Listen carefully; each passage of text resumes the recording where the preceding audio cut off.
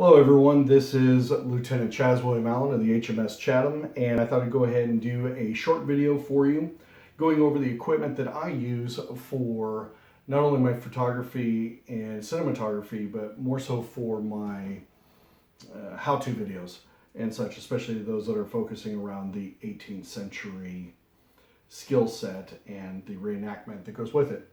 So I was asked by a fellow shipmate what equipment I use. So I'm going to go over this piece by piece, kind of tell you some quick pros and cons, and give some pointers with it. Now I can say to start, you don't need all this equipment, so don't have a heart attack. In fact, I'm filming this currently right now with no additional lighting, which it probably you can tell.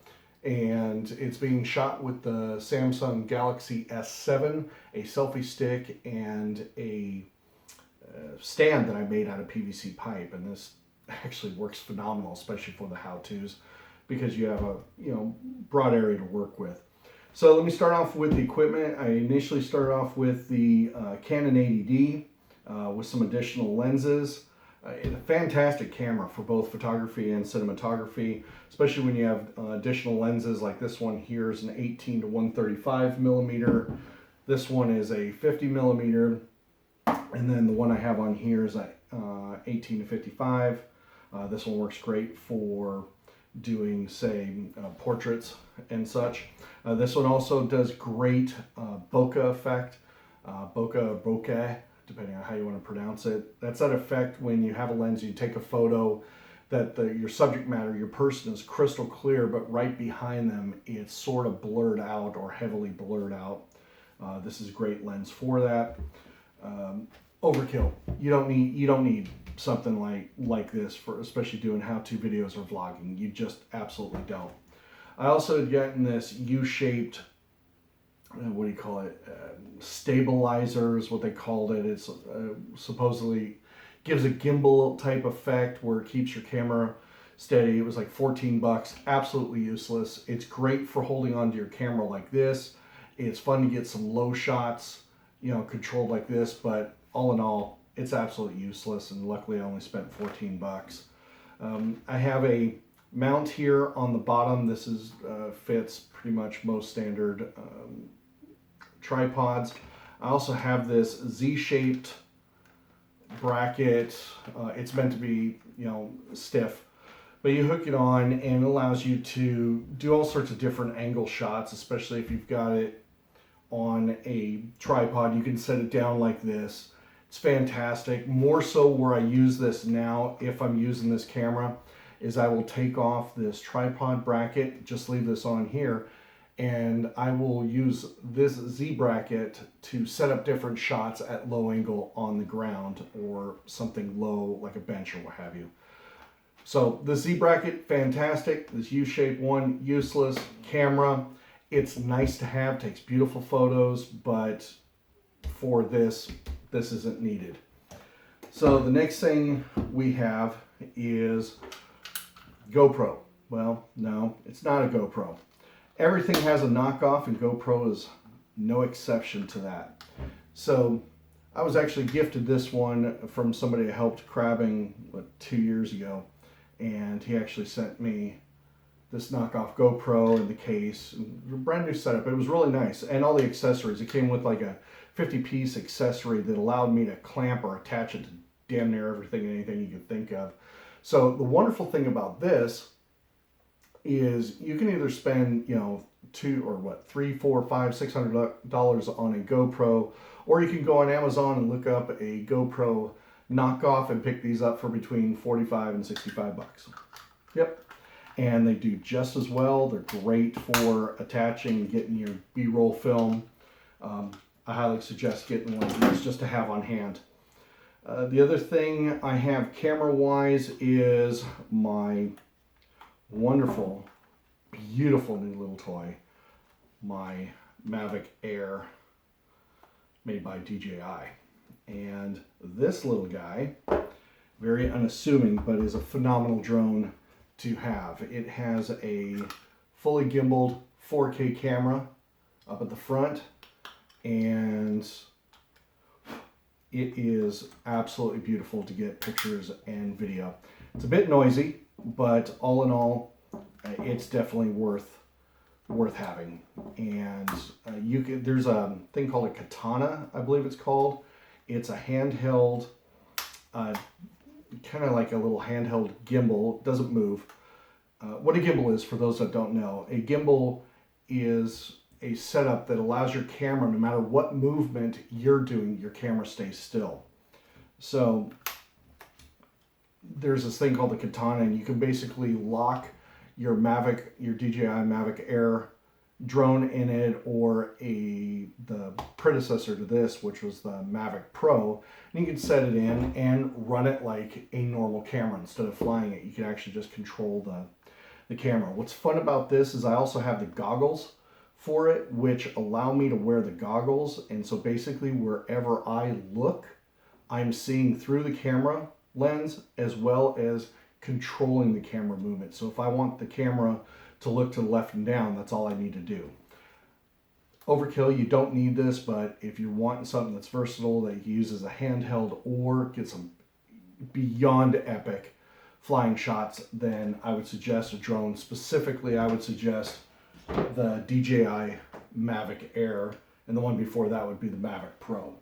So this was just the controller for it. So going back, lighting.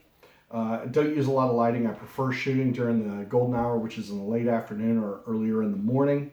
But if I need lighting, I picked up one of these little LED light boxes that allows me to change out some different filters. So that's without the filter. This one is a amber colored filter, and it comes with, I think, like 4 different, like a blue, a purple, or pink, whatever.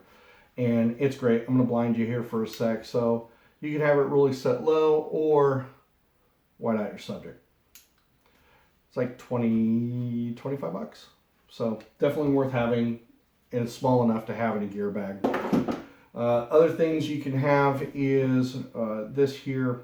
This one's the Near Kingjoy, and it allows you to hook another piece of equipment, whether it's your camera or what have you. In this case, I have a tripod mount on it, and then a cell phone mount that allows me to hook up. And what's cool about this is you have the full movement. So you have your tripod set up, and then you can move your camera, your cell phone, however you want. So fun times with that. These are a bit expensive unless you find them in a bundle deal, but it's good to have if you're running tripod. Here, this little bracket, this one is an Alonzi ST03. Basically it is a cell phone bracket. Now, I think it's like 13 bucks. You can get these, you can get the plastic ones like the one I'm currently using to film this, but I like these aluminum ones because they're just more sturdy. They take more of a beating out on the field than the plastic ones. And what's cool is you're able to just loosen them up, you know, if they're attached to your tripod or Gorilla Pod, which I'll show here in a sec. And so, boom, that's it. And gives you your hands free. So with that is the Joby Gorilla Pod. Why do they call it a pod? I have no clue. But what's great about this is you'll see every vlogger known to mankind pretty much using these. It allows you to use it like a selfie stick. It allows you to use as a tripod. You can lower at different angles. You can attach it to a tree limb, a fence, what have you. They're really fantastic out on the field. A lot of times, all you're going to need is that and say this piece here. And you lock it in. You can turn it 360 degrees, or you can, just leave it stationary. So highly recommend these if you're going to do any sort of shooting, especially out in the field.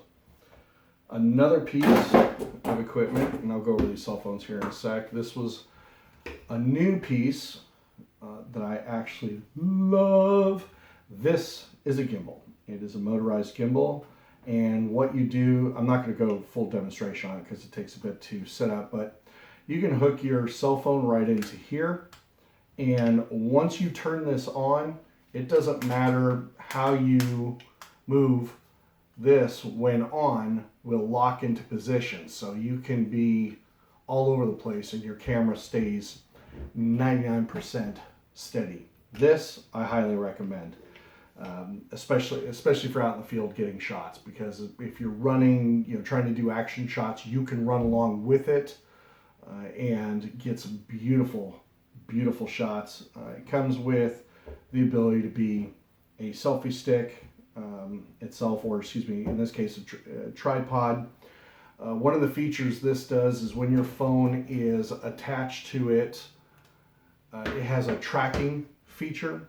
So if you're moving, as long as you're not running, if you're moving, it'll actually track with you. If you want to use it as a selfie stick, it sets out, so you don't need to have a selfie stick extra. And if you want to hook other attachments or hook it up to an actual tripod, you can. So, and I'll get you guys the info of which makes, models, and all this fun stuff is. So, let's talk about what's really needed. Your cell phone. With the way technology is happening with cell phones, you don't need to go to spend ungodly amounts. Chances are you already have a decent cell phone. You may have a drawer of old, broken screen, cracked screen phones. If the screen is cracked, but you can still turn it on and see, and you have a camera that is fairly clean, guess what? You have multiple cameras, and now you can pick up little mini tripods or little mini GorillaPods and set up 3, 4, 5 different shots, however many you have, extra phones and the tripods, and shoot all your angles at the same time. One of the things I look for is camera speed. As I mentioned, I'm running the Galaxy S7. I think the max frame per second is only 60 frames per second, which isn't all that great for slow-mo. We see in what would be considered 24 frames per second. So when you shoot at the higher frame per second and then you replay it back at the normal speed, that's where you get your slow-mo from. And unfortunately, the Samsung that I'm shooting on blows. Doesn't work on that. But then you get something like the iPhone. This one was given to me recently by my friend Yvonne. It's my iPhone 6. Has a cracked screen, but the camera works fantastic. It does beautiful slow motion. I think at 120 frames per second. It was really beautiful. And then this one here is a Sony Xperia series. I think it's the XZ or XZS, I think it is. And what's amazing about this is one of the only phones that can shoot 960 frames per second. That is insane. It only allows you to do it for like 5 seconds, but the amount of detail and slow motion is absolutely incredible. So if you have old phones, don't get rid of them.